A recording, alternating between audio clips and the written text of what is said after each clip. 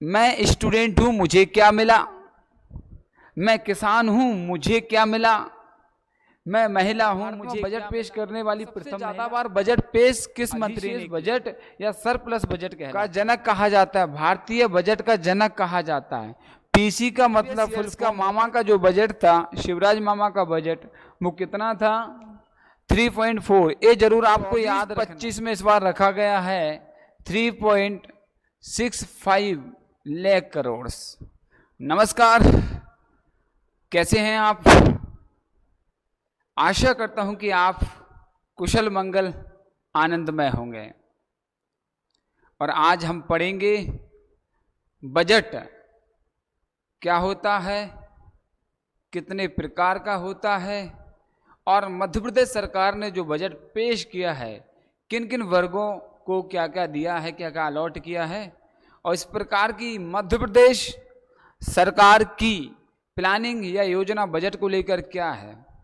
युवाओं को क्या दिया है, महिलाओं को क्या दिया है, किसानों को क्या दिया है, शिक्षा को क्या दिया है, स्वास्थ्य को क्या दिया है, इन सब पर चर्चा करने वाले हैं बारी बारी से।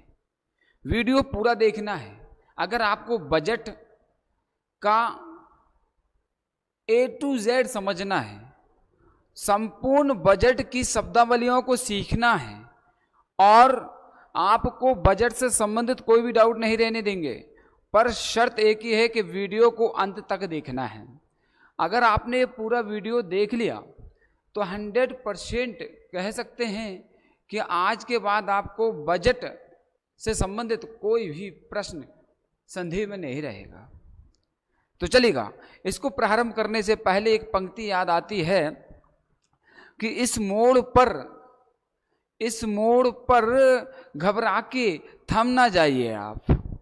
इस मोड़ पर घबरा के थम ना जाइए आप, जो बात नई है आजमाइए आप। इस मोड़ पर घबरा के थम ना जाइए आप, जो बात नई है आजमाइए आप। डरते हैं नई राह पे क्यों चलने से, डरते हैं नई राह पे क्यों चलने से, हम आगे आगे चलते हैं, आइए आप। वेलकम बैक, मैं दिलीप राज जायसवाल आपके अपने YouTube चैनल में स्वागत, नंदन अभिनंदन करता हूं। ले चलता हूं आज के बजट सेशन में। MP बजट 2024-25 किसान, बेरोजगार, युवाओं और महिलाओं के लिए क्या रहा बजट में। और मैं स्टूडेंट हूं, मुझे क्या मिला। मैं किसान हूं, मुझे क्या मिला।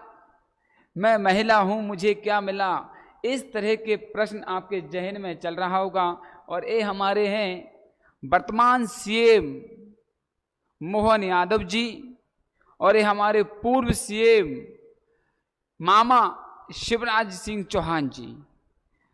अब देखते हैं कि पुराना बजट और नए बजट में क्या अंतर है। और we are going to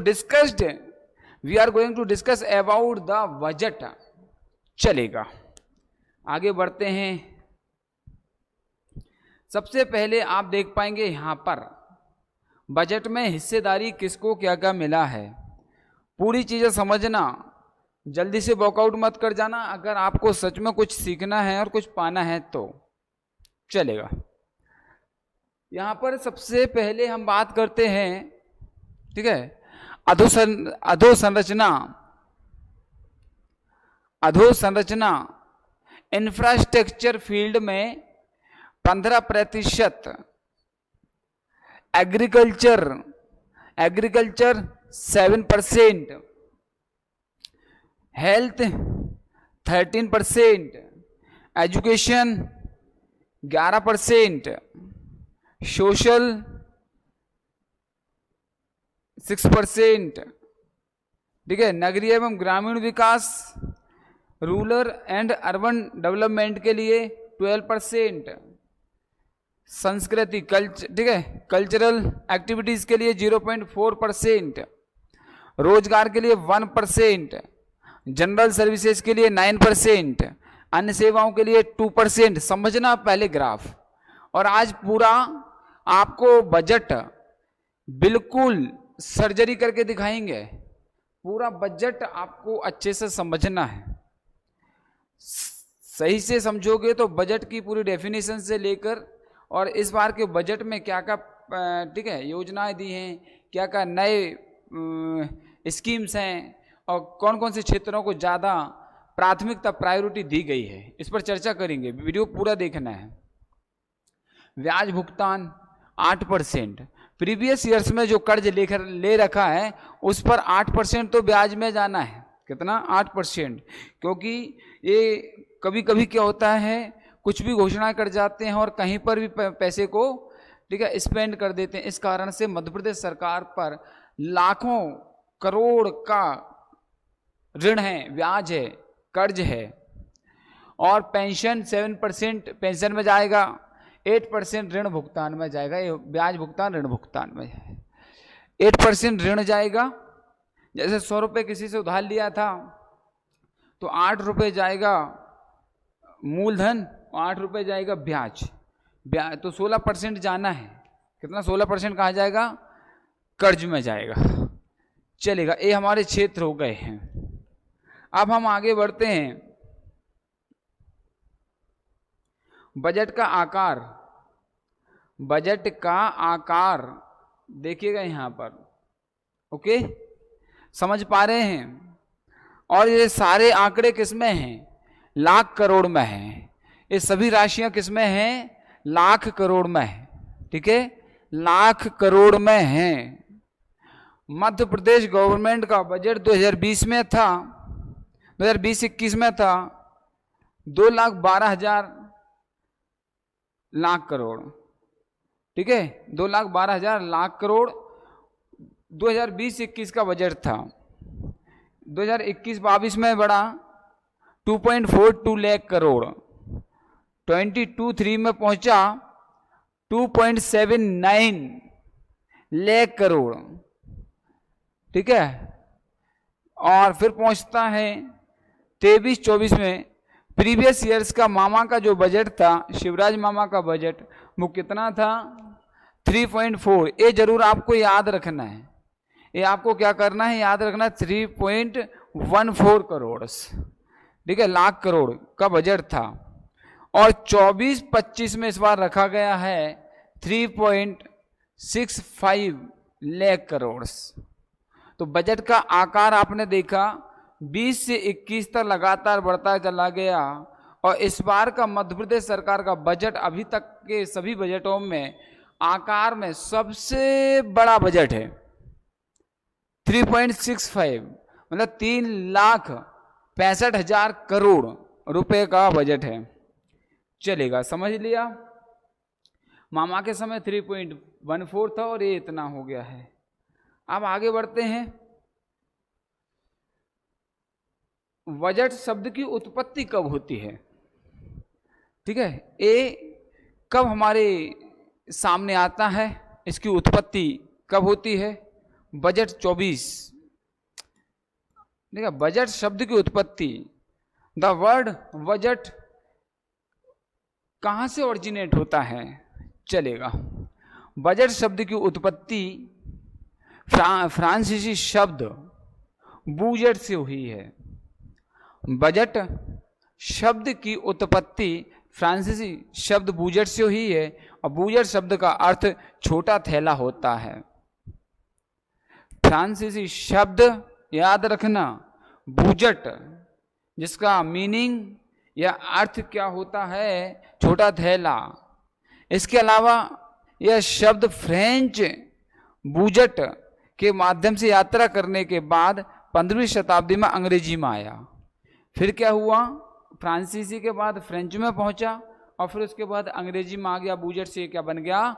budget बन गया। तो शब्द की उत्पत्ति कैसे हुई? फ्रांसीसी के शब्द बूजेट से हुई। अर्थ छोटा थैला होता है। और फ्रेंच बूजेट 15वीं शताब्दी में ये अंग्रेजी का बजट बन गया। यह क्या हुआ? अंग्रेजी का बजट बन गया। समझ आ गया? फ्रांसीसी शब्द बूजेट से आया है। बजट का जनक कौन है? ठीक है, who is the father of budget word? Who is the father of who is the father of budget, budget का फादर कौन है? Who is the father of budget, budget का फादर कौन है? चलेगा, बहुत ही काम का है। अगर आप सिविल सर्विसेज की तैयारी कर रहे हैं तो भी अति महत्वपूर्ण है, इंटरव्यू के लिए भी, प्री मेंस के लिए भी, और वनडे एग्जाम्स के लिए वन लाइन फैक्ट भी ऐड किए हैं। अगर आप इसको समझते हैं तो आज के बाद बजट संबंधी आपके जहन में, हृदय में किसी भी प्रकार का कोई भी डाउट, कोई भी प्रश्न, कोई भी क्वेरी नहीं आएगी। चलेगा। पीसी महालनोबिस को भारतीय बजट का जनक कहा जाता है। पीसी महालनोबिस को, यह है पीसी महालनोबिस, पीसी महालनोबिस को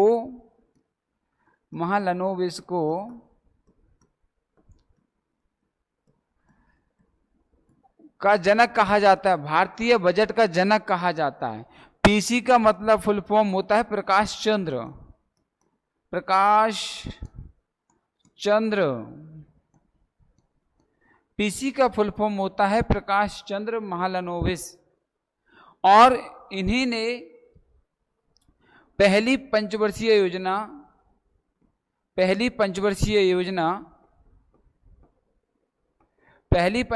योजना का मॉडल तैयार किया था। फर्स्ट 5 ईयर प्लान का मॉडल किसने तैयार किया था? पीसी महालनोबिस ने। पीसी महालनोबिस ने क्या किया था?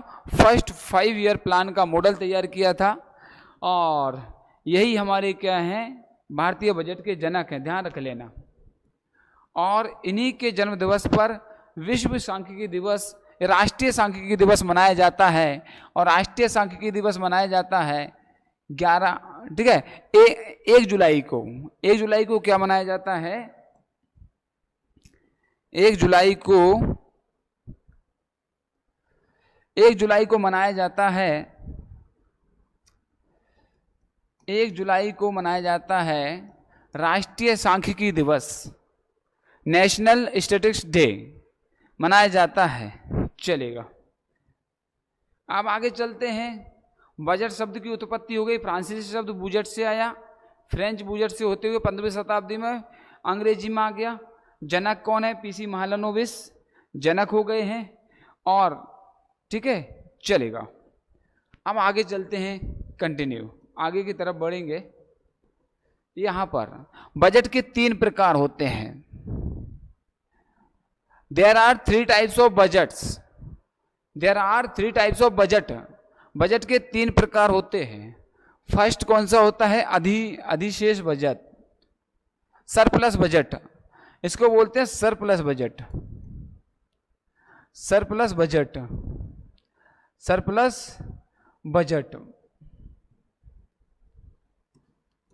Surplus budget. अधिशेष बजट पहला बजट होता है, सरप्लस बजट जब आपका राजस्व आपके व्यय से अधिक होता है। अब क्या होता है यहां पर? व्हेन, ठीक है, revenue is more than expenditure. आप जो खर्च करने वाले हैं वे या खर्च करने वाले हैं और आपकी इनकम ज़्यादा हो जाती है, रेवेन्यू ज़्यादा हो जाता है, राजस्व ज़्यादा हो जाता है, आप कलेक्शन ज़्यादा कर लेते हैं और आपका खर्च कम हुआ, तो इस प्रकार का बजट क्या कहलाता है? अधिशेष बजट या सरप्लस बजट कहलाता है। जब गवर्नमेंट खर्च कम करती है, स्पेंड कम करती है और ठीक है अर्न ज़्यादा कर लेती है, रेवेन्यू ज़्यादा ले लेती है, उस कंडीशन में कैसा बजट होता है? अधिशेष बजट होता है। अगर आपने सालाना खर्च का बजट रखा है 100 रुपये कि 100 रुपये खर्च करना है, तो आपने 100 रुपये खर्च किए और 125 रुपये, 100 रुपये आपने एक्सपेंड, ठीक है, व्यय किए, 100 रुपये आपने व्यय किए, खर्च किए और आपको मिल गए 125। आपकी इनकम कितनी हो गई है? रेवेन्यू कितना, राजस्व कितना आ गया? अगर आपका राजस्व 125 आ गया तो आप कितने सरप्लस में हैं? 25। तो आप कितना है, अधिशेष राशि कितनी आपकी 25। तो ऐसा बजट जिसमें राजस्व ज़्यादा हो और व्यय कम हो, तो ऐसे बजट को कहा जाता है अधिशेष बजट। संतुलित budget, balanced budget. Balanced budget कौन सा होता है, ठीक है, when revenue and expenditure both are equal. जब दोनों समान होते हैं, अगर हमने 100 रुपये खर्च किए और 100 रुपये ही हमने रेवेन्यू कलेक्ट कर लिया, तो ऐसी कंडीशन में क्या कहलाएगा, वो हमारा क्या कहलाएगा, बैलेंस्ड बजट कहलाएगा। जब हमारा रेवेन्यू और एक्सपेंडिचर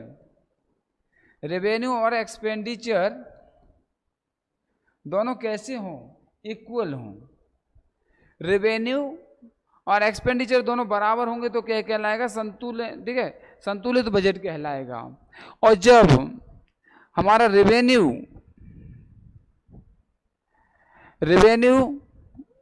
मोर देन, ठीक है, एक्सपेंडिचर तो ये अधिशेष बजट कहलाएगा।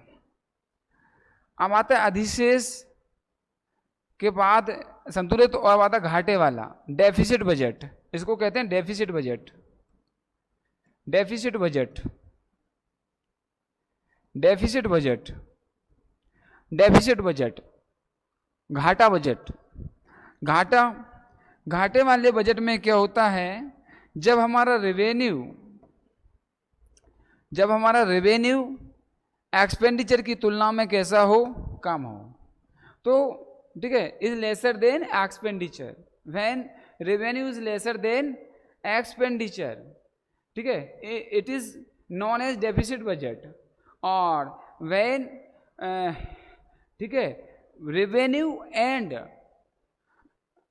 And expenditure both are same, equal, it is known as balanced budget. तो इस तरह से इसकी डेफिनेशन होती है, आप समझ लेना, बता दिए आपको। अब मैं चलता हूं आगे। बजट का मुख्य उद्देश्य क्या है, क्यों रखा जाता है, बजट का मुख्य उद्देश्य क्या है, चलेगा। बजट का मुख्य उद्देश्य, बजट वित्तीय स्थिरता बनाने में मदद करता है, खर्चों पर नजर रखने, योजना का पालन करने से, बजट समय पर बिलों का भुगतान करना, आपातकालीन निधि बनाना, कार या घर जैसे बड़े खर्चों के लिए बचत करना आसान बनाता है। कुल मिलाकर बजट व्यक्ति को दिन प्रतिदिन और लंबी अवधि दोनों के लिए मजबूत वित्तीय स्थिति में रखा जाता है। बजट इसलिए तैयार करते हैं कि इतना पैसा हमारा इस मद में खर्च कर सकते हैं, ठीक है, इससे हम कार खरीद लेंगे, इससे हम बच्चों की स्कूल की फीस जमा कर देंगे, इससे इसका बिल पे कर देंगे, इतनी हमारी अर्निंग हो जाएगी। इस तरह से हम एक दस्तावेज तैयार करते हैं और उस दस्तावेज में सारे खर्चे और सारी इनकम को देखा जाता है, बैलेंसिंग किया जाता है, और इसी से हमें पता चलता है कि आगे चल के हमको कितनी इनकम और कितने खर्चे होने वाले हैं। इसी सब को बैलेंस करने के लिए, समझने के लिए इसको तैयार करना, या इसका यही हमारा परम उद्देश्य होता है। चलेगा।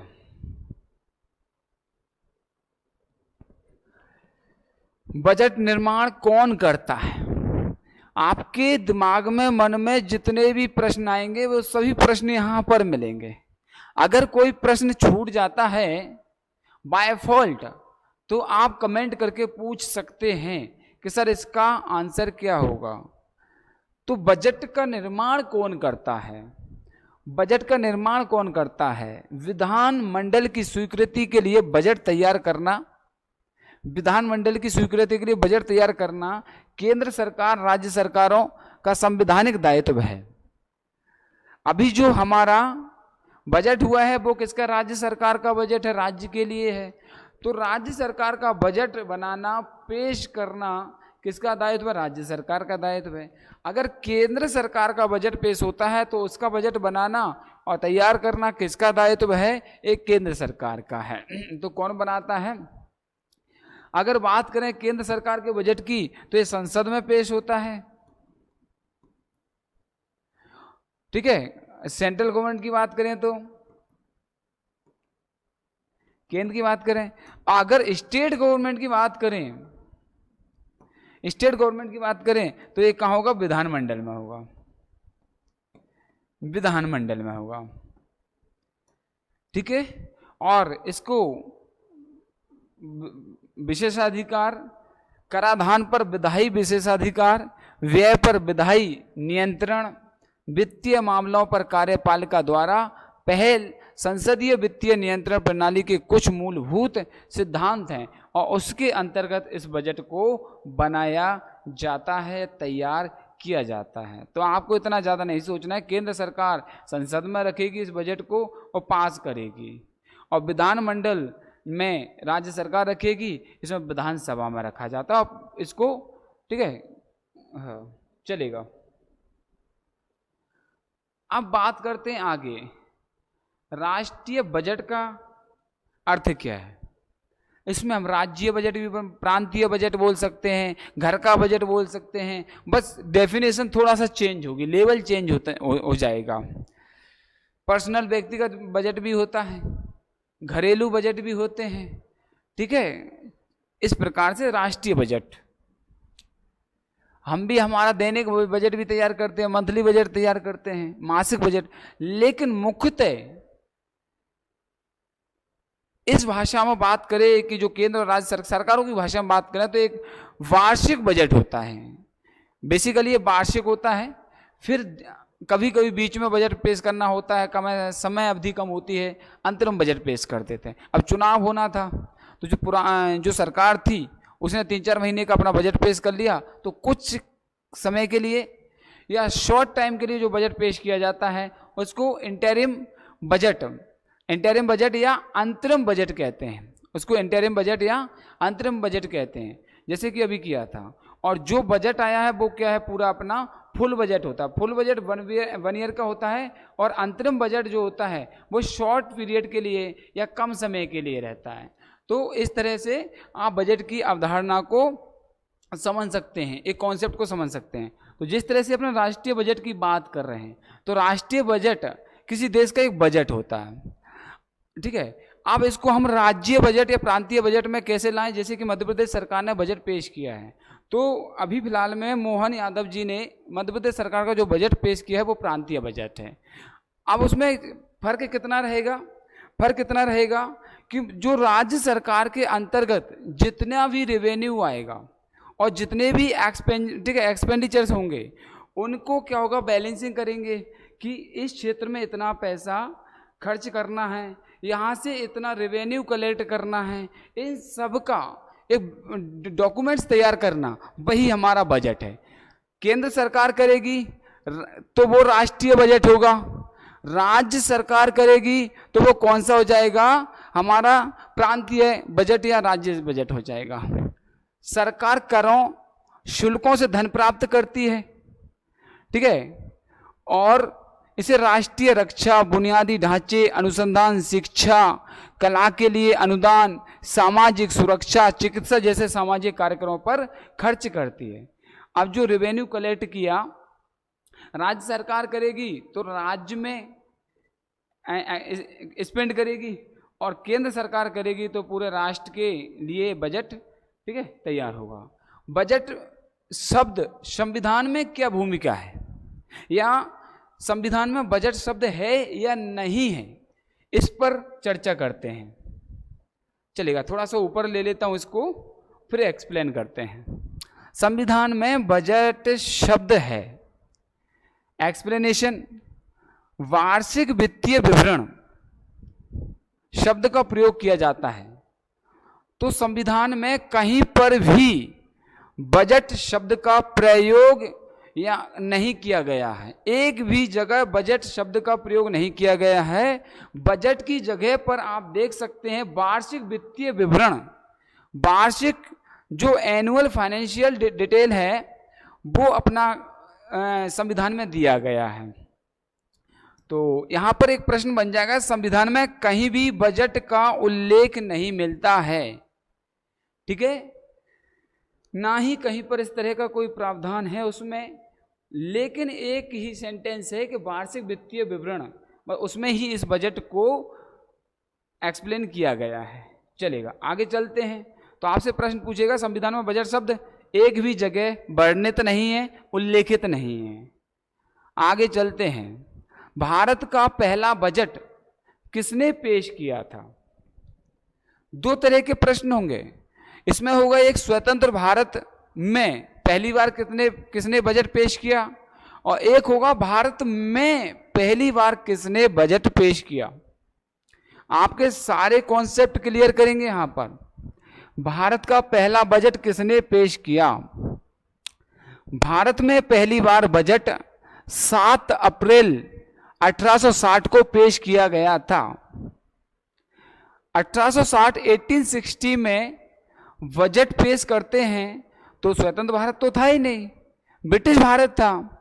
तो ब्रिटिश भारत में होगा तब ईस्ट इंडिया कंपनी से जुड़े। अब एक ईस्ट इंडिया कंपनी से जुड़े अर्थशास्त्री थे, इकोनॉमिस्ट थे, जो अर्थशास्त्र की स्टडी करते हैं उनको अर्थशास्त्री कहते हैं। अर्थशास्त्री और नेता जिनका नाम था जेम्स विल्सन। क्या नाम था? जो फोटो में आप देख पा रहे हैं, जेम्स विल्सन। जेम्स विल्सन ने ब्रिटिश साम्राज्य के समक्ष भारत का बजट रखा था।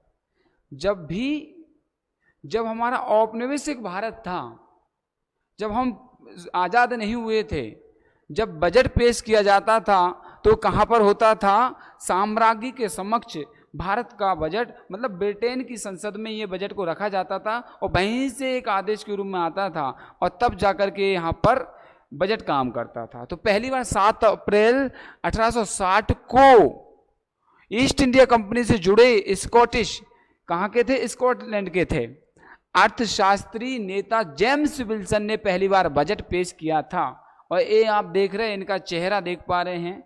चलेगा, अगली स्लाइड है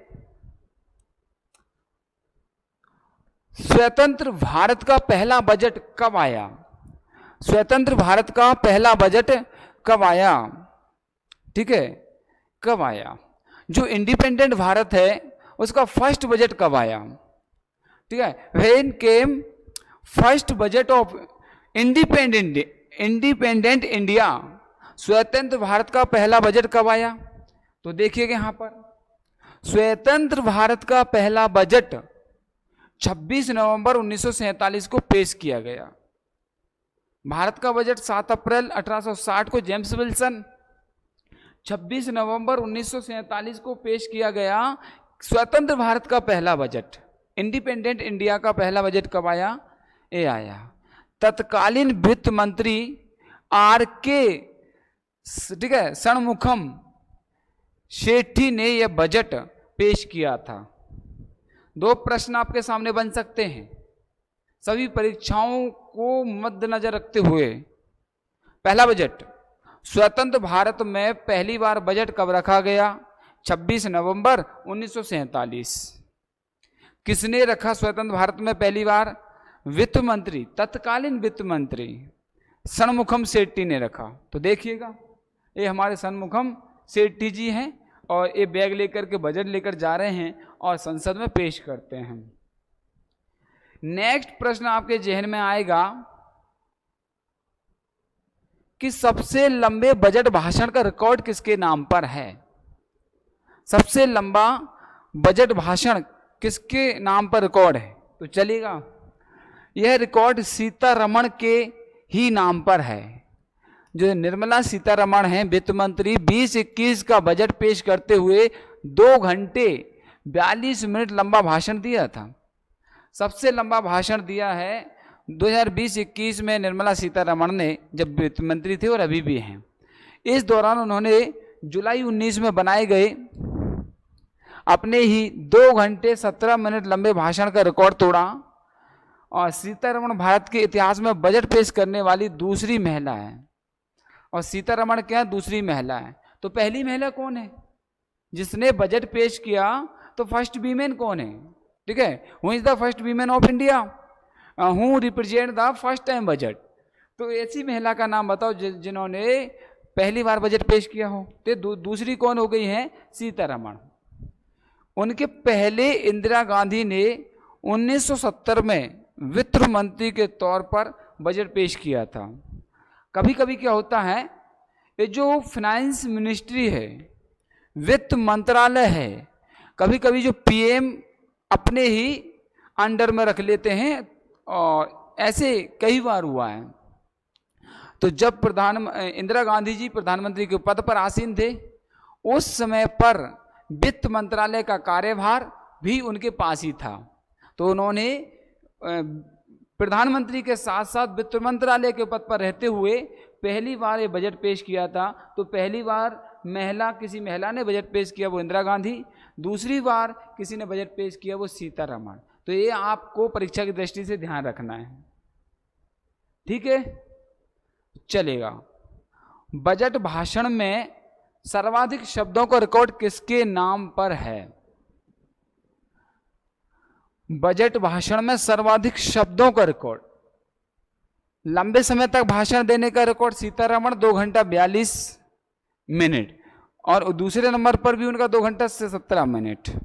लेकिन यहां पर जो चीज देख पा रहे हैं कि मनमोहन सिंह जी ने 1991 में, ठीक है, 1991 में दिए गए बजट भाषण में कुल 18,650 शब्द दिए थे।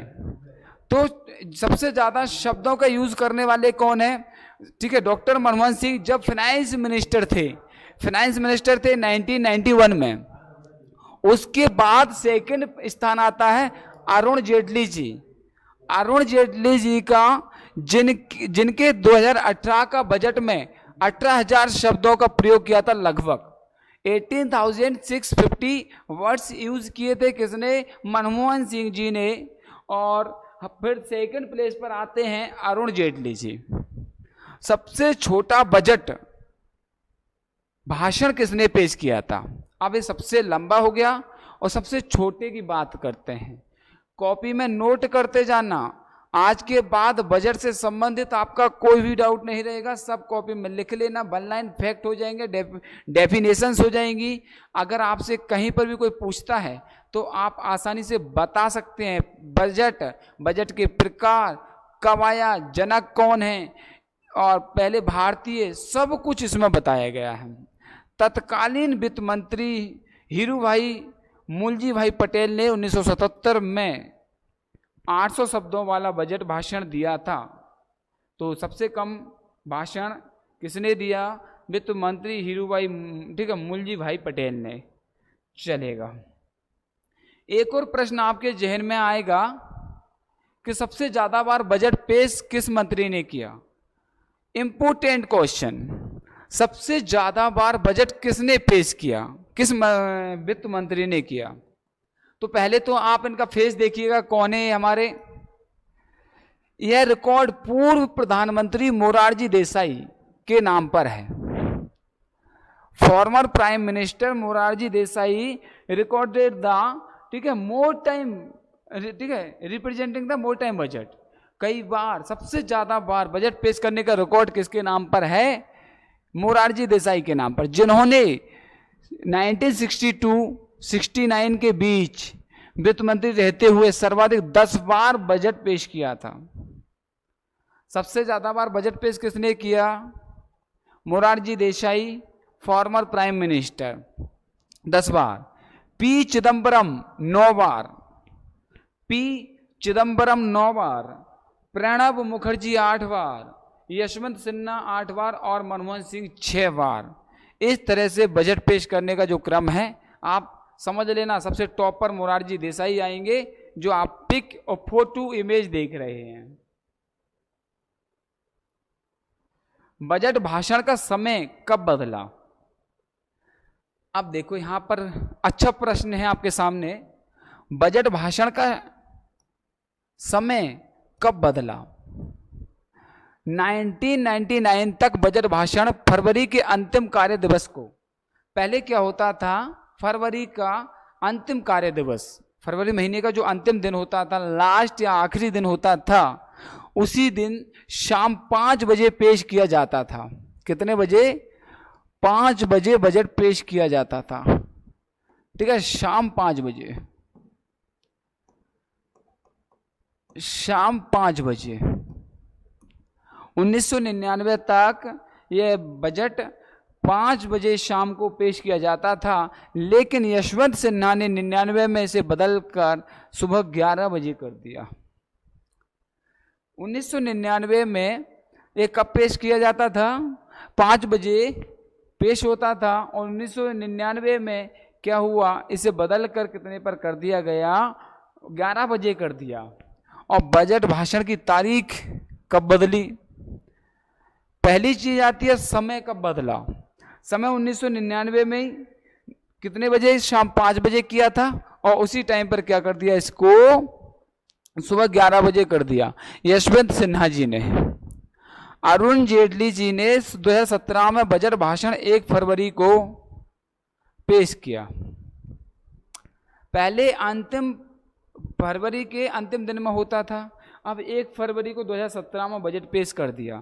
तो ध्यान रखना, 2017 से 1 फरवरी को 11 बजे बजट पेश किया गया। तो 11 बजे बजट पेश किए जाने लगा कब से? 2017 से, अरुण जेटली के समय से। और कोई 11 बजे पेश किया जाता है, और अभी तक भी ये 11 बजे ही पेश किया जाता है। ये हिस्ट्री देख लेना, पूरा समझ लेना, एक एक बिंदु, एक एक पॉइंट।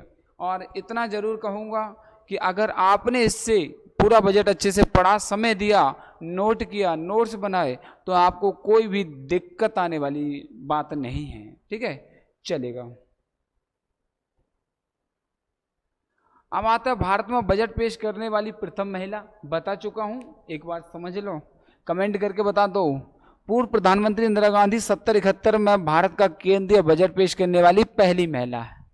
70-71 में प्रधानमंत्री थे, और उसी समय पर वित्त मंत्रालय का कार्यभार भी उन्हीं के पास था, तो रख दिया था। आर्टिकल बजट क्या है? प्रश्न बनता है, what is the article budget? Article budget क्या है? पता हो कमेंट करके बताओ। संविधान के अनुच्छेद 112 आर्टिकल 112 के तहत 1 अप्रैल से 31 मार्च, आर्टिकल 112 संविधान का जो आर्टिकल है, उसके तहत 1 अप्रैल से 31 मार्च तक चलने वाले प्रत्येक वित्तीय वर्ष, फाइनेंशियल ईयर, ठीक है, फाइनेंशियल ईयर, वित्तीय वर्ष, फाइनेंशियल ईयर, 1 अप्रैल से 31 मार्च तक, इसको क्या कहते हैं? फाइनेंशियल ईयर के संबंध में भारत सरकार की अनुमानित प्राप्तियों और व्ययों का विवरण संसद के समक्ष रखा जाना आवश्यक है। तो आर्टिकल बजट, आर्टिकल में एक बजट की घोषणा की, और उसी को हमने क्या नाम दिया? Article budget. और उसमें प्रावधान क्या दिए कि 112 के तहत 1 अप्रैल से 31 मार्च तक चलने वाले वित्तीय वर्ष के जितने भी भारत सरकार की अनुमानित प्राप्तियां और व्यय हैं, उनका विवरण रखना क्या कहलाता है? आर्टिकल बजट कहलाता है। चलेगा। बजट कहाँ पर पेश किया जाता है, यह प्रश्न बनता है। अगर केंद्र सरकार पेश करती है तो संसद में किया जाता है, और राज्य सरकार बजट पेश करती है तो विधानसभा में, ठीक है, विधानमंडल में या विधानसभा में पेश किया जाता है। बजट कहाँ पेश किया जाता है? अगर केंद्र सरकार बजट पेश करेगी, केंद्र सरकार, सेंट्रल गवर्नमेंट करेगी, तो कहाँ करेगी? पार्लियामेंट में, पार्लियामेंट में करेगी। और अगर राज्य सरकार बजट पेश करती है, अगर सेंट्रल गवर्नमेंट बजट रिप्रेजेंट करती है तो कहाँ करेगी? पार्लियामेंट में। अगर स्टेट गवर्नमेंट बजट पेश करती है, रिप्रेजेंट करती है, तो कहाँ पर करेगी? विधानमंडल, या देखिए विधानसभा, या इसी को कह सकते हैं लेजिस्लेटिव असेंबली, ठीक है, यहाँ पर रखेगी, तो इसको कहेंगे विधानसभा। दोनों सदन होते हैं। चलेगा। बजट को पारित कौन करता है? ऐसे प्रश्न भी आपके माइंड में आएंगे। बजट को पारित कौन करता है? भारत का केंद्रीय बजट जिसमें भारतीय संविधान के अनुच्छेद 112 में वार्षिक वित्तीय विवरण के रूप में भी संदर्भित किया जाता है और वित्त मंत्रालय द्वारा आगामी वित्तीय वर्ष के लिए निर्धारित भारत गणराज्य का वार्षिक बजट है, जिसमें नियोजित सरकारी व्यय और अपेक्षित सरकारी राजस्व की पहचान के लिए राजस्व विभाग द्वारा राजस्व एकत्रित किया जाता है। तो क्या अनुमान लगाया जाता है कि इतना हमारा रेवेन्यू और इतना हमारा एक्सपेंडिचर हो जाएगा। तो ये ऐसा होता है। बजट निर्माण कौन करता है? बजट निर्माण कौन करता है? विधानमंडल की स्वीकृति के लिए बजट तैयार करना केंद्र सरकार या राज्य सरकारों का संवैधानिक दायित्व है। कराधान पर विधायी विशेषाधिकार ये बता चुका हूं, देख लेना। बजट को नियंत्रण कौन करता, बस ये आपके काम का फिर आ गया है। बजट को नियंत्रण कौन करता है, चलेगा। बजट की जिम्मेदारी वित्त मंत्रालय में आर्थिक मामलों के विभाग के बजट प्रभाग को दी जाती है। अब बजट को नियंत्रित करने के लिए वित्त मंत्रालय का एक आर्थिक मामलों का विभाग होता है, जिसको प्रभाग कहते हैं। क्या बोलते हैं? बजट प्रभाग को दी जाती है और वो इस पर कंट्रोलिंग करता है, निगरानी रखता है, सर्विलेंस करता है। एक तरह से कह सकते हैं सीसीटीवी कैमरे की तरह काम करता है कि यार कहाँ पर घाटा हो सकता है, कहाँ से रेवेन्यू और कलेक्ट किया जा सकता है, राजस्व कैसे बढ़ाएं, नहीं तो ठीक है डेफिसिट बजट में चले जाएंगे, या बजट ठीक है जो हमारी कह सकते हैं रेवेन्यू है अब वो किस तरह से बढ़ाएंगे, या किस तरह से हमें एक्सपेंडिचर कहाँ कहाँ पर इस पर लगाम लगाएं। तो इन चीज़ों को बैलेंस करने के लिए कौन होता है? एक प्रभाग होता है, बजट प्रभाग, और इसकी जिम्मेदारी वित्त मंत्रालय इनको देता है। चलेगा। अंतरिम बजट शब्द का पहली बार प्रयोग आपने सुना होगा चुनाव से पहले, इलेक्शन से पहले एक शब्दावली सुनी होगी कि अंतरिम बजट, इंटरिम बजट क्या होता है। इंटरिम बजट क्या होता है? अंतरिम बजट शब्द का पहली बार प्रयोग किसने किया था? अंतरिम बजट शब्द का पहली बार प्रयोग किसने किया था? R.K. षणमुखम शेट्टी ने 4849 के बजट में पहली बार अंतरिम शब्द का प्रयोग किया था।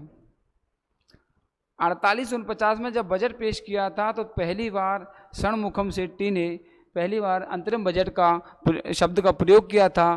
तब से लघु अवधि के बजट के लिए इस शब्द का इस्तेमाल शुरू हो गया।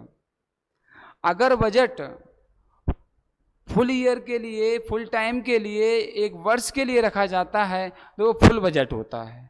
अगर शॉर्ट टर्म के लिए, शॉर्ट पीरियड के लिए, कुछ महीने या त्रिमासिक या अर्धवार्षिक के लिए रखा जाता है, ऐसे बजट को हम कहते हैं अंतरिम या इंटरिम बजट कहते हैं। चलेगा। बजट की स्थापना कब हुई? बजट की स्थापना कब हुई?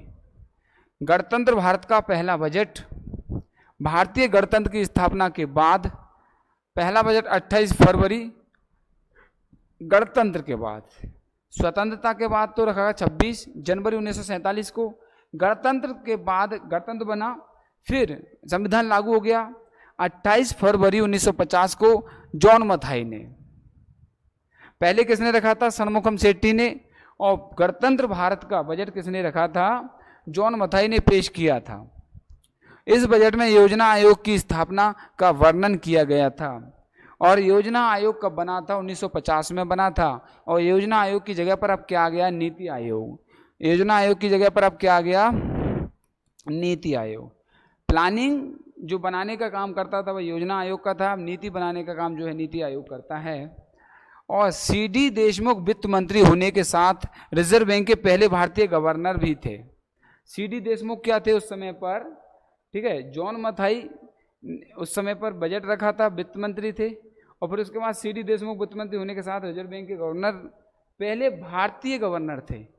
उन्होंने 51-52 में अंतरिम बजट पेश किया था। उन्होंने 51-52 में अंतरिम बजट पेश किया था। कब? गणराज्य, भारत गणराज्य का।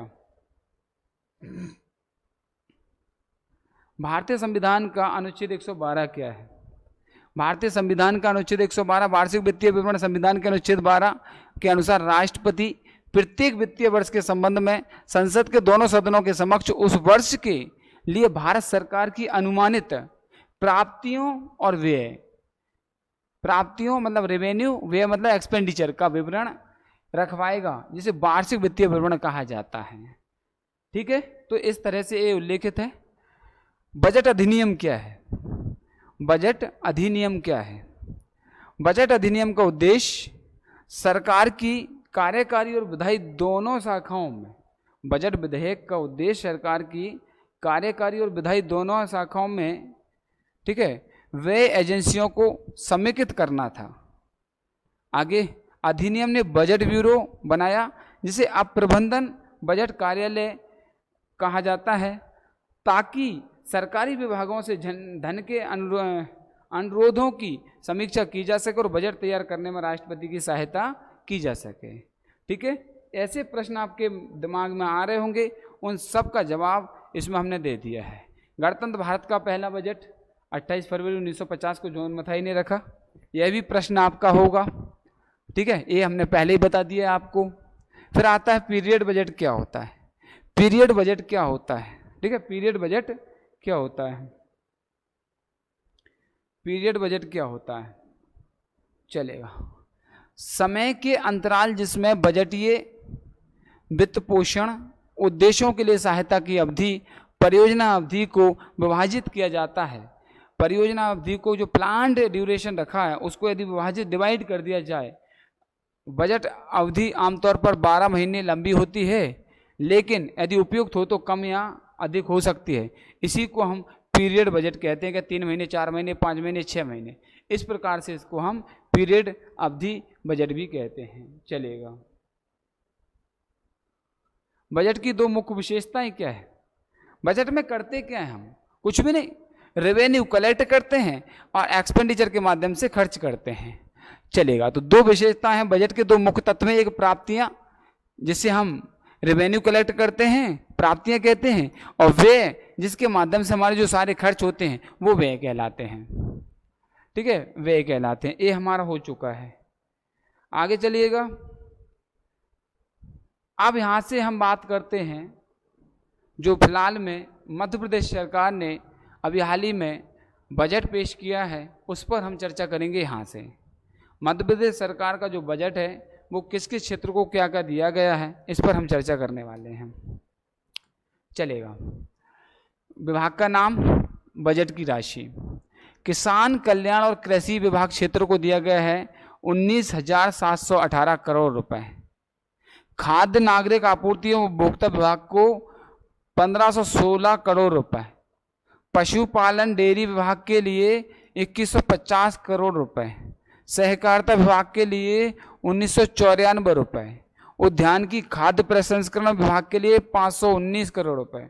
मछुआ कल्याण मत्स्य विभाग के लिए 230 करोड़ रुपए।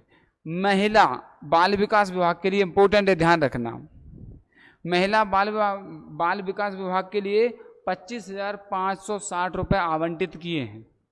आवंटित किए हैं। और लोक स्वास्थ्य एवं परिवार कल्याण विभाग के लिए 15,509 करोड़। 15,509 करोड़। महिला एवं बाल विकास विभाग का याद रख लेना 25,560 करोड़। ये आपकी परीक्षा की दृष्टि से महत्वपूर्ण है। चलेगा। अब यहाँ से मध्य प्रदेश का जो वर्तमान बजट आया है उसके संबंध में आपको डिटेल दी जाएगी। यहाँ पर आप देख सकते हैं चिकित्सा विभाग के लिए दिया गया है 3931 करोड़ रुपए। चिकित्सा विभाग के लिए दिया गया है। और यहाँ पर आयुष विभाग के लिए दिया गया है 845 करोड़ रुपए। भोपाल गैस त्रासदी राहत पुनर्वास मंत्रालय को 159 करोड़ रुपए। स्कूल शिक्षा विभाग के लिए 33,533 33,000 से ऊपर दिया गया है। ठीक है। ठीक है, हायर एजुकेशन के लिए दिया गया है 3866 करोड़ रुपए, 3,866 करोड़ रुपए। और तकनीकी शिक्षा, कौशल विकास, रोजगार विभाग के लिए दिया गया है 2,666 रुपए। खेल एवं युवा कल्याण विभाग 586 रुपए। उच्च शिक्षा के लिए ध्यान रखना है आपको, स्कूल शिक्षा विभाग के लिए ध्यान रखना है आपको। ठीक है। विज्ञान एवं प्रौद्योगिकी विभाग 472 रुपए। जनजातीय कार्य विभाग 12,653 करोड़ रुपए। जनजातीय कार्य विभाग 12,653 करोड़ रुपए। तो ये मध्य प्रदेश सरकार का अभी हाल ही का बजट है, जो किस डिपार्टमेंट को कितना, ठीक है, अलॉटमेंट किया गया है। ये इसमें सारी डिटेल अलग अलग डिपार्टमेंट की दी गई है, और कौन कौन से, ठीक है, योजनाएं, कौन कौन से, ठीक है, संस्थान बनाने की घोषणा की गई है। सामाजिक न्याय निःशक्त जन कल्याण विभाग, अनुसूचित कल्याण विभाग के लिए किया गया है यहाँ पर 2327 करोड़ रुपए चलेगा। और चलते हैं विभागों की बात करते हैं पहले, फिर उसके बाद और इम्पोर्टेंट चीज़ आने वाली है। पिछड़ा वर्ग एवं अल्पसंख्यक कल्याण विभाग 1656 करोड़ रुपए। घुमंतु अर्ध घुमंतु कल्याण घुमंतु विभाग 48 करोड़ रुपए। और ऊर्जा विभाग एनर्जी डिपार्टमेंट के लिए 19,343। लोक स्वास्थ्य यांत्रिकी विभाग 10,279 करोड़। लोक निर्माण विभाग PWD 10,178। जल संसाधन विभाग नर्मदा घाटी विकास 7,248। नवीन एवं नवीनीकरणीय ऊर्जा 64 करोड़ रुपए। इसके लिए कितना आवंटित किया गया है, ठीक है, रिन्यूएबल और नॉन रिन्यूएबल एनर्जी चलेगा। फिर आता है यहाँ पर नगरीय विकास एवं आवास विभाग 16,718। पंचायत एवं ग्रामीण विकास विभाग 27,869 करोड़ रुपए ये आवंटित किए गए हैं डिपार्टमेंट वाइज। ये आप और देख लेना यहाँ पर। संस्कृति विभाग 1081। पर्यटन टूरिज्म, ठीक है, टूरिस्ट डिपार्टमेंट के लिए धार्मिक न्यास धर्मश 115। आनंद विभाग 15 करोड़ रुपए। औद्योगिक नीति निवेश प्रोत्साहन 2820। ये आपको ध्यान रखना है। सूक्ष्म लघु और मध्यम उद्योग MSME के लिए 1218 करोड़ रुपए। MSME के लिए इतना। कुटीर एवं ग्रामोद्योग 153 करोड़, ठीक है। गृह विभाग 11,341। रेवेन्यू डिपार्टमेंट 10,225 करोड़ रुपए। ऐसा बजट में ये आवंटन की वो है, टेबल है। वन विभाग 5,209 करोड़। विधि विधायी कार्यों के लिए 4,233। ये अपने डिपार्टमेंटल आवंटन है। अब चलते हैं आगे की तरफ, ठीक है। सामान्य प्रशासन के लिए 1140। श्रम विभाग के लिए 1,002 करोड़ रुपए। जेल विभाग के लिए 727। संसदीय कार्य विभाग के लिए 143 करोड़ रुपए चलेगा। फिर किस योजना पर कितना खर्च आएगा, कौन सी योजनाओं पर कितना खर्च किया जाएगा, योजनाओं के लिए भी यहाँ पर राशि आवंटित की गई है, समझना देखना। अनुसूचित जाति उप योजना 27,900 करोड़ रुपए। अनुसूचित जनजाति उप योजना 40,804 करोड़ रुपए। हर घर नल जल योजना 10,279 करोड़ रुपए। प्रधानमंत्री उज्ज्वल योजना 520 करोड़ रुपए।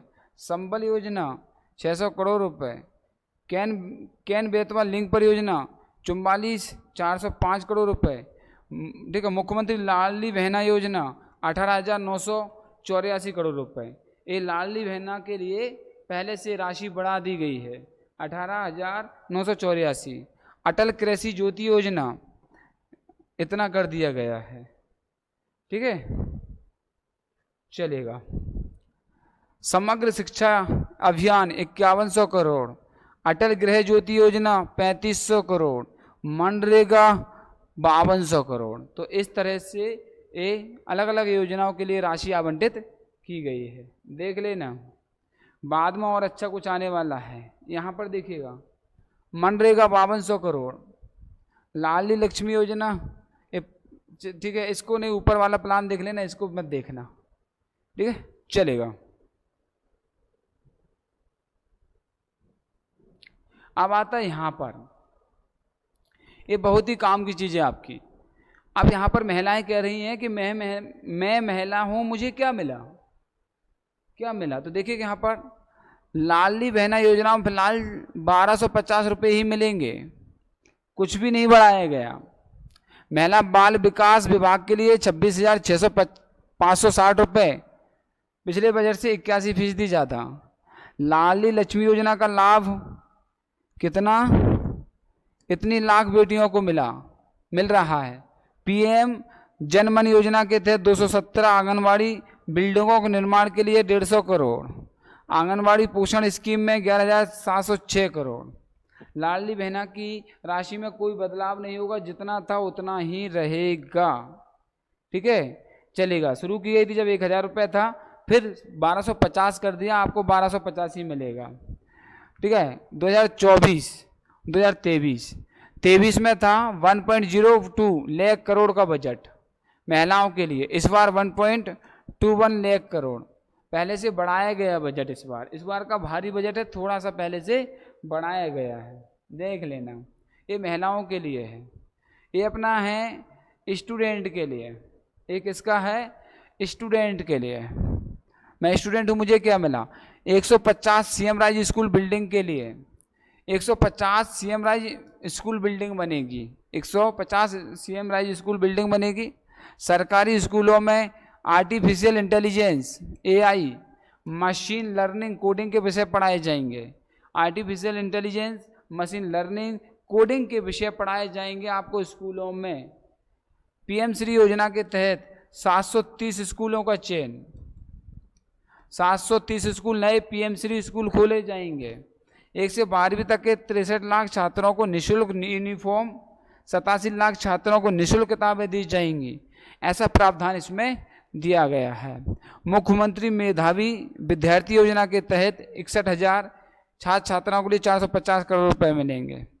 सोलर और हेवी टेक्नीशियन के कोर्स यहाँ पर करवाए जाएंगे। कैसे?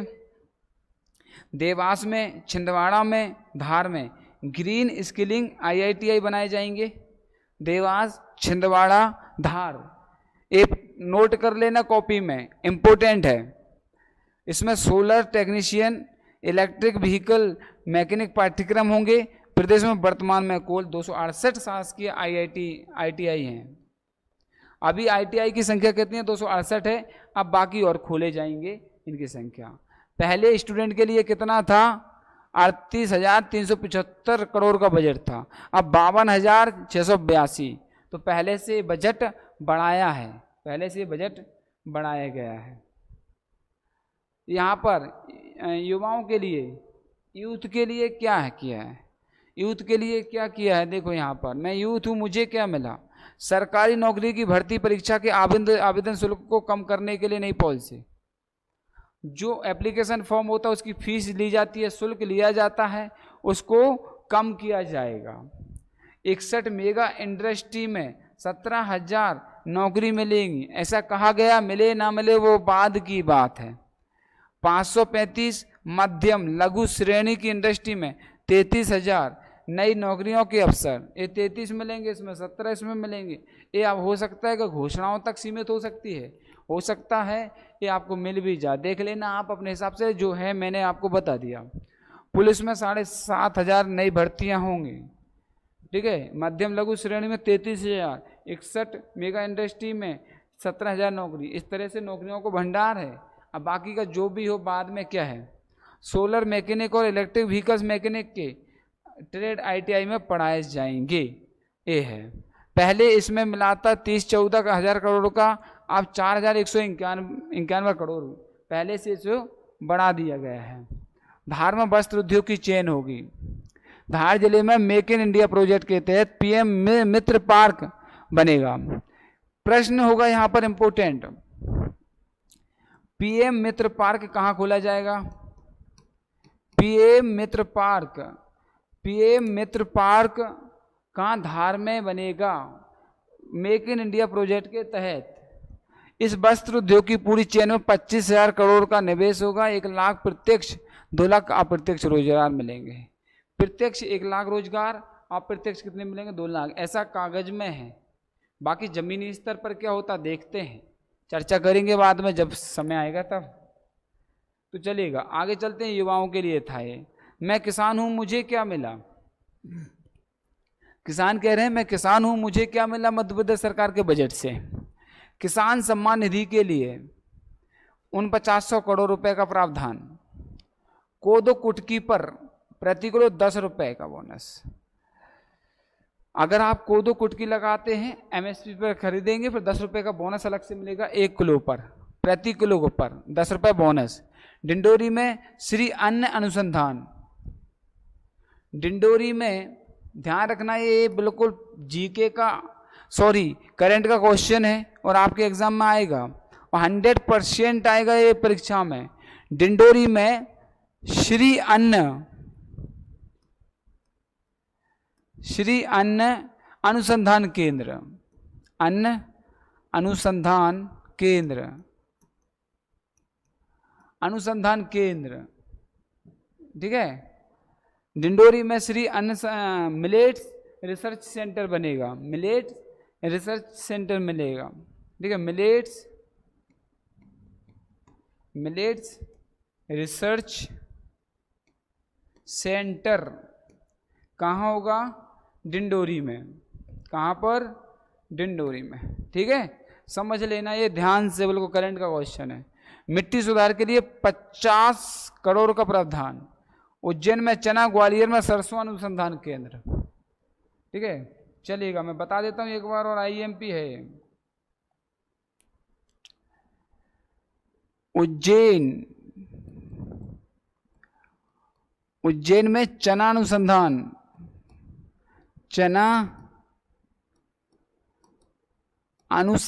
केंद्र लिख लेना, ये इसलिए अलग से लिखवा रहा हूं।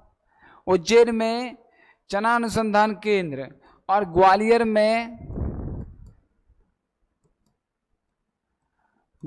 में सरसों अनुसंधान केंद्र, सरसों अनुसंधान केंद्र, ठीक है।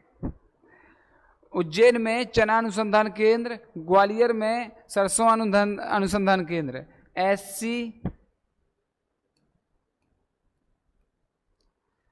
ST के 1 हेक्टेयर वाले किसानों को 5 हॉर्स पावर तक बिजली फ्री और 10 हॉर्स पावर पर सब्सिडी मिलेगी। PM किसान सम्मान निधि 82 लाख किसानों को सालाना 12,000 रुपये की मदद दी जा रही है। इसमें केंद्र और राज्य सरकार 6-6 हज़ार रुपये देती हैं। इसके लिए बजट में 4,900 करोड़ का प्रावधान किया गया है। तो 6,000 राज्य सरकार देती है, 6,000 केंद्र सरकार। ऐसे साल में आपको 12,000 रुपये मिलते हैं PM किसान सम्मान निधि से। तो 3 चीज़ें याद रखना, ढिंडोरी में अन्न अनुसंधान केंद्र, ठीक है, और ग्वालियर में सरसों, उज्जैन में चना अनुसंधान केंद्र खोले जाएंगे। चलेगा, अगला प्रश्न आपके सामने आता है। इंफ्रास्ट्रक्चर इंपोर्टेंट है। भोपाल, इंदौर, जबलपुर, ग्वालियर, ये चारों महानगर हैं। ट्रैफिक को बेहतर बनाने के लिए एलिवेटेड कॉरिडोर। कैसे कॉरिडोर? Elevated corridor. हट जाओ और फिर से, ठीक है, सेट कर दें एलिवेटेड कॉरिडोर। सिंहस्थ 28 के लिए उज्जैन को जोड़ने वाली सभी सड़कों को 4 लेन 8 लेन बनाया जाएगा। प्रदेश में 1000 नई सड़कों का निर्माण, 2000, ठीक है, पढ़ लेना। सड़क पुल व मेंटेनेंस ये इंपोर्टेंट नहीं है, आपके लिए इंपोर्टेंट है बस। 4 शहरों में एलिवेटेड कॉरिडोर बनाए जाएंगे। 5 साल में 6 एक्सप्रेस वे का निर्माण होगा। 6 एक्सप्रेस वे का निर्माण होगा। 6 एक्सप्रेस वे, 5 साल में 6 एक्सप्रेस वे का निर्माण। अटल प्रगति पथ 299 किलोमीटर। नर्मदा प्रगति पथ 900 किलोमीटर। और यहाँ पर पूछा जाएगा जो 6 एक्सप्रेसवे बनेंगे सबसे लंबा कौन सा होगा? नर्मदा प्रगति पथ। नर्मदा प्रगति पथ 900 किलोमीटर का होगा। सबसे छोटा कौन सा होगा? सबसे छोटा होगा अटल प्रगति पथ 299 का होगा। नर्मदा प्रगति पथ 900 किलोमीटर का होगा, ठीक है। विंध्य एक्सप्रेस वे 676, मालवा निर्माण विकास पथ 450, बुंदेलखंड विकास 330, मध्य भारत विकास पथ 746 और दोनों तरफ बनेंगे इंडस्ट्रियल कॉरिडोर। ये सब पथों में इंडस्ट्रियल कॉरिडोर बनेंगे। पहले था 49,000 करोड़, अब हो गया 53,000 करोड़ इंफ्रास्ट्रक्चर का बजट अधोसंरचना के लिए। स्वास्थ्य के लिए क्या मिला इस बार, हेल्थ के लिए क्या मिला, 40,000 नई भर्तियां, इंडियन पब्लिक हेल्थ स्टैंडर्ड को पूरा 40,000 भर्तियां, मंदसौर, नीमच और Seoni 3 medical college important, Mandsaur, Neemuch और सिवनी। ठीक है, मन से किया है पूरा काम, मन से मेडिकल खोली जाएंगी, माँ से मंदसौर, ना से ठीक है क्या हो जाएगा अपना नीमच, मन से, सा से सिवनी, ये सब मन से खोले गए हैं, मन से मंदसौर, नीमच और सिवनी मेडिकल कॉलेज खुलेंगे। मेडिकल कॉलेज मन से खोले हैं, 2 साल में 8 और मेडिकल कॉलेज खोले जाएंगे। पहली साल में कितने खोले जाएंगे, 3 मेडिकल कॉलेज। सरकार ने मन से मेडिकल कॉलेज खोले हैं, मन से मतलब मन, माँ से मंदसौर, ना मतलब अपना नीमच और सा से सिवनी, तीनों मेडिकल कॉलेज। फिर उसके बाद में 8 मेडिकल कॉलेज खोले जाएंगे और मेडिकल कॉलेजों में सीटों की संख्या भी बढ़ जाएगी, 2,275 सीट्स और बढ़ाई जाएंगी और बढ़कर कितनी हो जाएंगी 3,605 सीट्स हो जाएंगी। आयुष्मान भारत में इतना करोड़ का निवेश होगा और कुछ भर्तियां भी आएंगी और मेडिकल कॉलेज भी खोलेंगे, इस तरह का प्रावधान है। तो स्वास्थ्य विभाग में पहले 16,000 करोड़ रुपए आवंटित किए थे, अलॉट किए थे और अब 21,000 करोड़ रुपए का आवंटन किया है। चलिएगा ओके, अब चलते हैं यहां पर धर्म एवं संस्कृति श्री कृष्ण पाथेय योजना इंपोर्टेंट है, याद रखना, ये पूछा जाएगा। ठीक है, पूछा जा सकता है। कृष्ण पाथेय योजना, राम पथ गमन के साथ श्री कृष्ण पाथेय योजना का ऐलान। राम पथ गमन के साथ श्री कृष्ण पाथेय योजना का ऐलान। मुख्यमंत्री तीर्थ दर्शन योजना के लिए 50 करोड़ रुपए। ओमकारेश्वर में आचार्य शंकराचार्य अंतर्राष्ट्रीय अद्वैत वेदांत संस्थान की स्थापना इंपोर्टेंट।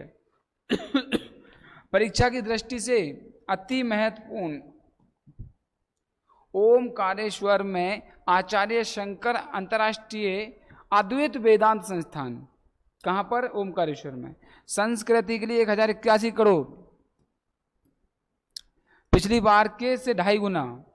वीर भारत न्याय की स्थापना का ऐलान किया। वीर भारत न्यास में भारत में महानायकों का संग्रहालय बनाया जाएगा, महानायकों का चयन किया जाएगा जिन्होंने भारत की सभ्यता के संरक्षण में योगदान दिया। देश और दुनिया का अपनी तरह का पहला संग्रहालय होगा। चलेगा। कुपोषण और महिला स्वास्थ्य एजेंडे से बाहर, इस पर थोड़ा सा कम ध्यान दिया गया। इस बार कुपोषण पर ध्यान नहीं दिया गया है और महिला स्वास्थ्य पर ध्यान नहीं दिया गया है। अब क्यों और किस लिए पता नहीं, बात करेंगे आगे। ठीक है, ये रोली शिवहरे के मुताबिक ऐसा कहा गया है। एक एक्सपर्ट ने कहा है कि सरकार के इस बार के बजट में कुपोषण और महिला स्वास्थ्य नहीं रखे गए हैं, और बाकी का देख सकते हैं आप। ठीक है, और कुपोषण, महिला स्वास्थ्य सेवाओं की हालत खराब है सरकार के बजट में इस बार। कौन कहती हैं, रोली शिवहरे जी कहते हैं कमेंट करके। इस बार दोनों ही मुद्दे एजेंडे से बाहर दिख रहे हैं। कुपोषण से निपटने, पोषण आहार का फंड बढ़ाने, महिला की सेहत संबंधी परेशानियों के इलाज के लिए बजट बढ़ाने की जरूरत थी, लेकिन सरकार को आशा कार्यकर्ताओं की प्रोत्साहन राशि का बजट बढ़ाकर मैटरनल एंड चाइल्ड हेल्थ को इम्प्रूव करने का काम किया है, लेकिन महिलाओं का स्वास्थ्य और कुपोषण को बाहर रखा है, ऐसा कहती हैं एक्सपर्ट हैं। फिर अगला आता है उज्जैन के डेवलपमेंट के लिए 500 करोड़ रुपए, ये आप देख सकते हैं। मनोज मीक क्या कहते हैं इसमें? मनोज मीक कहते हैं सरकार ने नगरीय प्रशासन के बजट आवंटन में उज्जैन फोकस में दिख रहा है, इसकी वजह सिंहस्थ हो सकता है। सरकार ने उज्जैन के डेवलपमेंट के लिए बजट में 500 करोड़ का प्रावधान किया है, जबकि प्रदेश के शेष दूसरे शहरों के डेवलपमेंट के लिए 250 करोड़, जो प्रदेश के 90 से ज़्यादा शहरी क्षेत्रों के विकास के लिए काफ़ी कम है। तो ठीक है, ऐसा इन्होंने कहा है। अगला देखिएगा, यहाँ पर आगे देख सकते हैं आप, इम्पोर्टेंट, पुलिस में 7,500 पद, इसमें क्या क्या हो सकता है? ASI, SI, और कांस्टेबल, ठीक है, टीचर की 11,000, टीचर के 11,000 पद, टीचर के 11,000 पद। कैंडिडेट्स की एग्जाम की फीस एमपी सरकार भरेगी। लाडली बहनों को 1,250 रुपये ही मिलेंगे। ऐसा इस बजट का प्रावधान है। मोहन सरकार ये बैठी हुई है यहाँ पर, डिस्कस किया और बजट पेश किया और कर दिया। पूरा अच्छे से एक्सप्लेन, एक एक पॉइंट नोट कर लेना, भूल मत जाना, मुन्ने भूल ना जाना, बजट की क्लास का फर्ज निभाना। ओके, चलेगा। शिक्षा और रोजगार से जुड़ी 5 बड़ी बातें कर लेते हैं। बातें करने में तो भाई देखो फटाफट किया करो।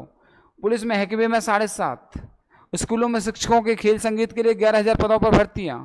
तो इस तरह से ये प्रावधान है। इंदौर, नीमच, सिवनी में कॉलेज खोले जाएंगे। कर ली हमने ये बात। सेहत से जुड़े 3 बड़े प्रावधान, सेहत से जुड़े 3 बड़े प्रावधान। क्या है सेहत से? चलो अच्छा है, सेहत से जुड़े होना भी चाहिए। ये तो दिल दिख रहा है, दिल किसका हार्ट है भाई? देखो पहचान के ले जाना। दिल लगा लेना, तो बजट से लगा लेना, अच्छे से पढ़ लेना, तो आपको इस दिल से संबंधित कोई प्रॉब्लम नहीं होगी।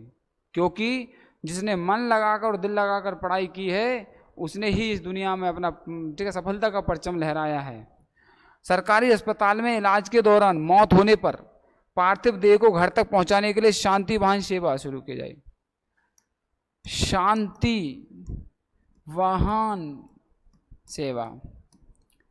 अगर कोई इलाज के दौरान शांत हो जाता है, उस पार्थिव देह को घर तक भेजने के लिए शांति वाहन जाएगा सरकार की, ठीक है, वो होगी एक तरह से कह सकते हैं पहल है। बालाघाट, सागर, शहडोल, नर्मदापुरम, मुरैना में आयुर्वेद चिकित्सालय शुरू किए जाएंगे। इंपोर्टेंट, बालाघाट, सागर, शहडोल, नर्मदापुरम, मुरैना में आयुर्वेद चिकित्सालय खोले जाएंगे। ये ध्यान रखना। 5 शहर। 8 आयुष आरोग्य मंदिर शुरू किए गए हैं। हेल्थ सेक्टर 21,144 करोड़ का प्रावधान है। देखना यहाँ पर, ये भी आपके काम की चीजें हैं, पढ़ लेना, ठीक है। ये सब के सब आपके काम के हैं, ठीक है। देख लेना, समझ लेना, जल्द से जल्द पढ़ लेना। जो काम का ना लगे बता देना मुझे। उज्जैन में चना, ग्वालियर में सरसों, ठीक है, चलेगा। ये बता चुका हूँ मैं, सब पढ़ा चुका हूँ। ये भी बता चुका हूँ। राम पथ गमन के स्थानों को चिन्हित कर उनका विकास करेंगे। श्री कृष्ण पाथी योजना पर भी काम शुरू होगा, ठीक है। व्यावसायिक परीक्षाओं का शुल्क सरकार देगी, ठीक है। फॉर्म भरना शुरू कर देना। युवाओं के लिए बड़ा फैसला हुआ, ठीक है। एमपीपीएससी सहित व्यावसायिक परीक्षाओं का शुल्क सरकार वहन करेगी। युवा रोजगार की दृष्टि से सर्विस सेक्टर रोजगार के क्षेत्र में जाना चाहें तो उन्हें सरकार मौका देगी। देश में पहला बजट होगा जिसमें 70% से 70 साल से बुजुर्गों के लिए सोसाइटी बनाई, ठीक है, बनाएंगे। जिनके बच्चे दूसरे देश में रहते हैं, अलग से सोसाइटी बनाएंगे और उनके लिए काम किया जाएगा। सीएम डॉक्टर मोहन यादव ने कहा, एमएसएमई के उद्योगों को मिलाकर रोजगार परक उद्योग को बढ़ावा दिया जाएगा। गेल 60,000 करोड़ का इन्वेस्टमेंट करेगा। आईटी क्षेत्र को प्रोत्साहन दिया जाएगा। ऐसे प्रावधान इस बार के बजट में हैं। चलेगा, ठीक है। इसको पढ़ लेना, काम का है, सब आपके काम का रोक लेना। वित्त मंत्री देवगौड़ा। अब यहाँ पर प्रश्न, बजट तो पढ़ लिया, वित्त मंत्री कौन है? जगदीश देवगौड़ा। और जगदीश देवगौड़ा उप मुख्यमंत्री भी हैं, ठीक है, चलिएगा। कल के नए सवेरे हैं, देवगौड़ा जी कहते हैं, कल के नए सवेरे हैं हम, धरती की संतान हैं हम, श्रम से हम तकदीर बदलते, मानवता के अभियान हैं हम। इन्होंने कहा, मेहनत की राह पर चलते रहेंगे, गरीबों के अंधेरों को रोशनी में बदलते रहेंगे। बजट भाषण के अंत में फिर कहा, हर दिन सुदिन, हर मास मधुमास हो, हर घड़ी हर पल हृदय में परम हर्ष उल्लास हो, जिंदगी प्यार से भरी हो, परस्पर स्नेह हो, सद्भाव हो, हर कदम पर नई आशा नया विश्वास हो। इस शायरी के साथ इन्होंने अपने बजट को पेश किया था। किसान और गरीब कल्याण की 4 बड़ी बातें। पीएम आवास योजना के लिए 4,000 करोड़।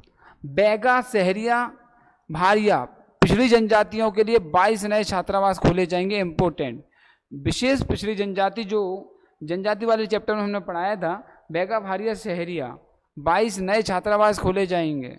महिला स्वयं सहायता समूहों को बड़े बाजारों से जोड़ने के लिए 800 करोड़ का प्रावधान। ठीक है, जो सेल्फ हेल्प ग्रुप है महिलाओं के, 800 करोड़ का प्रावधान बाजारों से जोड़ा जाएगा। मुख्यमंत्री किसान कल्याण योजना में 4,900 करोड़ का प्रावधान। पॉइंट्स में जानिए बजट में किसे क्या मिला, एक बार और रिपीट जल्दी फटाफट।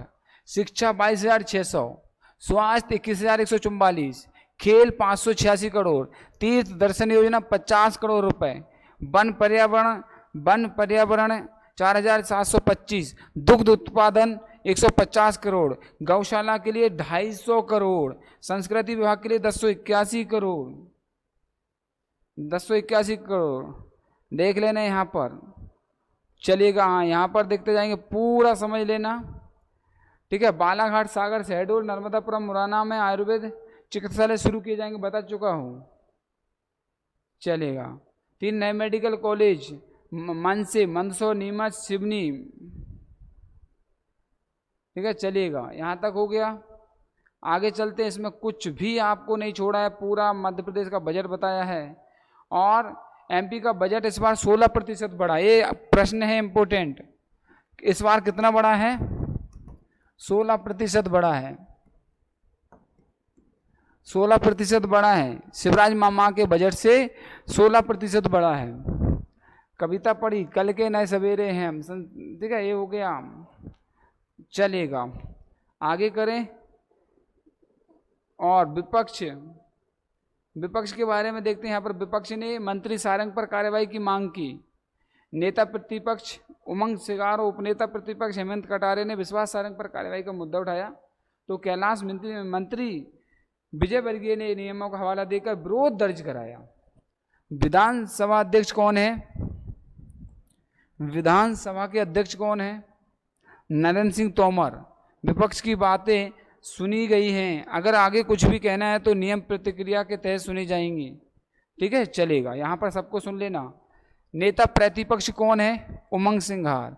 उपनेता प्रतिपक्ष कौन है? हेमंत कटारे। विधानसभा अध्यक्ष कौन है? नरेंद्र सिंह तोमर।